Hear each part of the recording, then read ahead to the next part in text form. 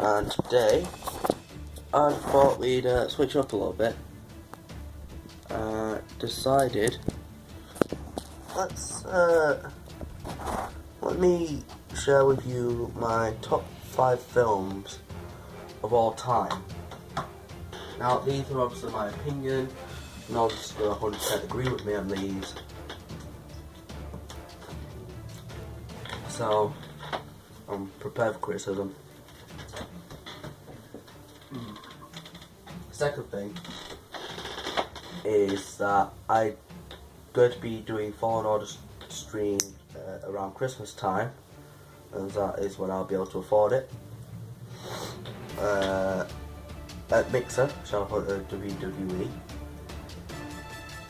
But besides from that, let's get into number 5, which will surprise a couple of people, is Spider-Man Far From Home.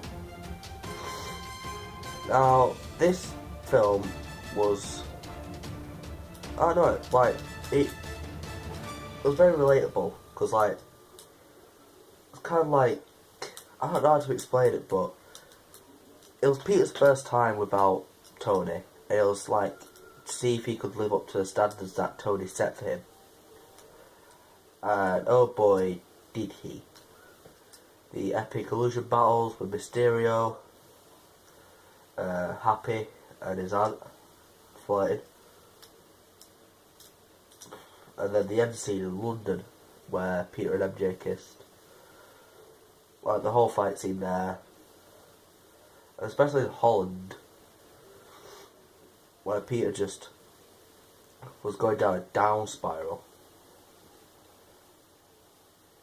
and then that really truly showed, yeah, that's how I say it, who Spider-Man really is, and like that Pete can't run away from this responsibility that he's got. This is with him forever.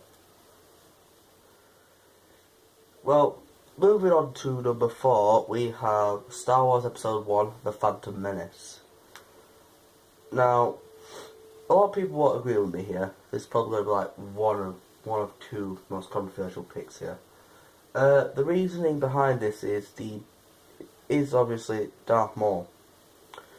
Now, Darth Maul is my favourite character in Star Wars. His subtle appearances, like here and there in the Phantom Menace, in the beginning and the middle of it, Act 1, Act 2, definitely gave him a bit of a mystery factor. And then near the end, when he killed Qui-Gon, that was probably one of the most sad scenes I've seen. But I'd say one of the most shining factors, besides from the shocking Jar Jar Binks, was Ewan McGregor's fantastic performance as Obi-Wan Kenobi. Now, Obi-Wan Kenobi is my favourite Jedi comedic-wise, because it's subtle, but yet out there, and it's really funny. And Obi-Wan's like one of the most relatable characters as well. He's not perfect, he's made mistakes, and he can have a bit of banter at times, but can get serious when it's needed to. Next up, number 3, the most controversial pick, Transformers Episode 3, Dark of the Moon. So, the reasoning behind this pick is the sheer intensity of the battle in Chicago. Now, we all thought the Autobots left and died from Starscream.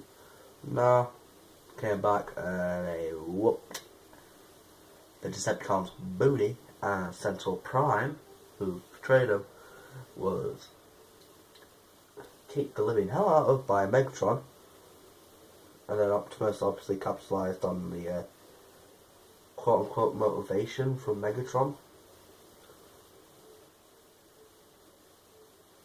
But yeah, overall I think it was a great film. Definitely had some plot twists there, like how did the Autobots survive. I mean, I think he's explained it in the film, but I can't remember. I'd say it was a good performance. Optimus looked like a pure badass. I don't know if I'm allowed to say that, but I'm going to say it anyway. Megatron, obviously, he looked like a sidekick in that film, which I don't really think that made sense. But to be fair, he was a sidekick in the second film as well. But to be fair, it just really shows how far Transformers can go. But moving on to number 2, we have Star Wars Episode 3, Revenge of the Sith. Now, I chose this because it's my favourite Star Wars film, and I think you could probably tell Phantom Menace is my second. Do that as you will. I'd say Anakin was the greatest thing in that film, and that's why Anakin's my most favourite Jedi of all time. Like, that twisted pathway that Hayden Christensen took. Like, in Episode 2, it was just the cringe fest of Anakin. In Episode 3, Hayden just let it rip. And he just... I'd say one of the better films in cinema. The fight at the end, obviously, between Anakin and Obi-Wan, and then like cutting between them and Palpatine and Sidious, which we've all wanted to see since Episode 5, when we saw Yoda on Dagobah. Saw that, and both well choreographed fight scenes, and overall great film. The Order 66 scene, probably the most depressing scene in all of Star Wars. Something got over my man Cody betraying Kenobi.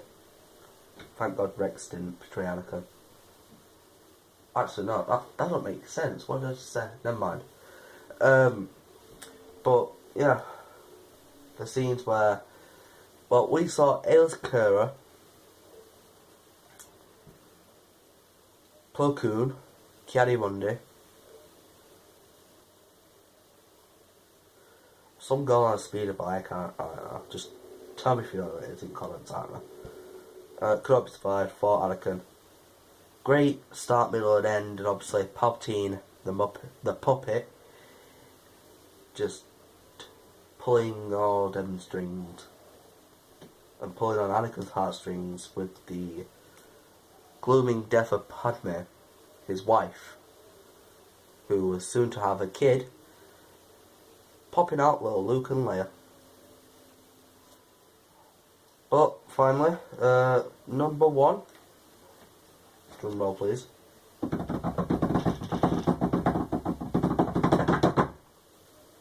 We have Batman: The Dark Knight. And I don't really think there's an explanation towards this except Heath Ledger. He was a brilliant Joker. Because of Heath Ledger, I now have his Joker as my GTA 5 character. Christian Bale, brilliant performance as Batman. Heath Ledger, exceptional performance. Shame he's dead. Rest in peace, Heath. Morgan Freeman, good job as Lucius Fox. Gary Oldman, great Commissioner Gordon. Played the part well.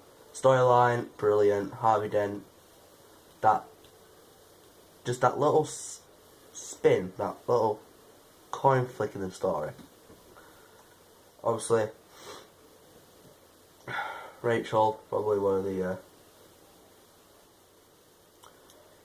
more sadder bits or scenes as she died, even though Batman thought he was saving her.